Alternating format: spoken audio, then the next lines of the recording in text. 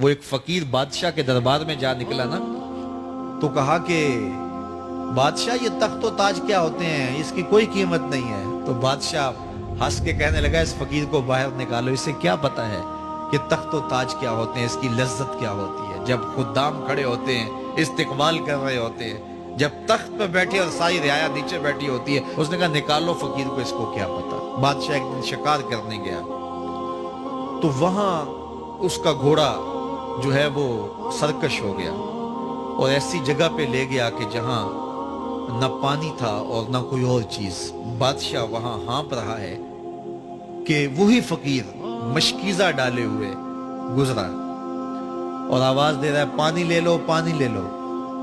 بادشاہ کی تو موت واقع ہونے والی تھی، آخری ہچکیاں تھی، تو اس نے آواز دی پانی۔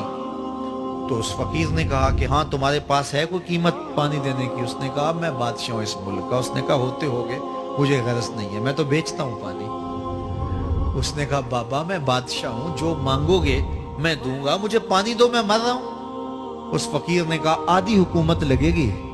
اس نے کہا آدھی لے لینا، مجھے پانی تو دو، کیونکہ مر گیا تو ساری جائے گی۔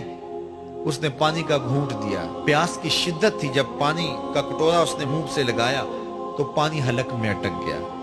اب پھر دوبارہ مصیبت بن گئی۔ تو اس فقیر نے کہا کہ میں حکیم بھی ہوں، اگر کہو تو تمہارا علاج کر دوں۔ اس نے کہا ضرور کرو، لیکن اس نے کہا میں یوں ہی نہیں کروں گا، آدھی باقی حکومت بھی لگے گی، وہ بھی لکھ دو۔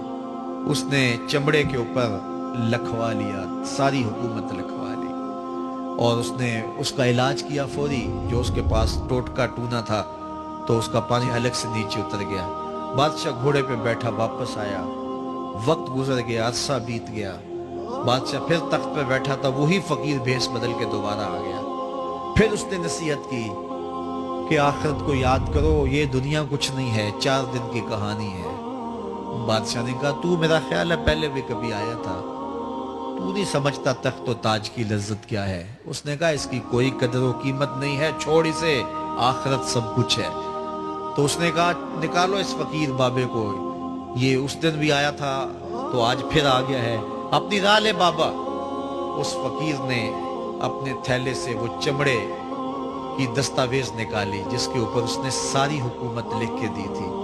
اس نے کہا بادشاہ یہ ہے تیری حکومت کی قیمت، صرف 2 گھونٹ پانی، جس پر تو نازاں ہے، جس پر تجھے فخر ہے، تو قبل اس سے سورج مغرب سے طلوع ہو جائے، توبہ کا دروازہ بند ہو جائے، سانسیں اٹک کے حلق تک آ جائیں، اور ہماری زندگی کا دفتر سمیٹ دیا جائے، اور پھر پچھتائیں ہائے جو چند لمحے ضائع کیے، ہائے جو زندگی برباد کی وہ کیوں برباد کی۔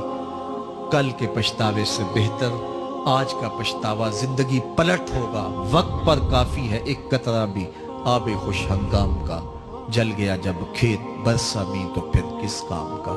اپنی آخرت کی تیاری کریں، کاروبار دنیا بھی کریں، لیکن اصل ہماری زندگی آخرت کی زندگی ہے۔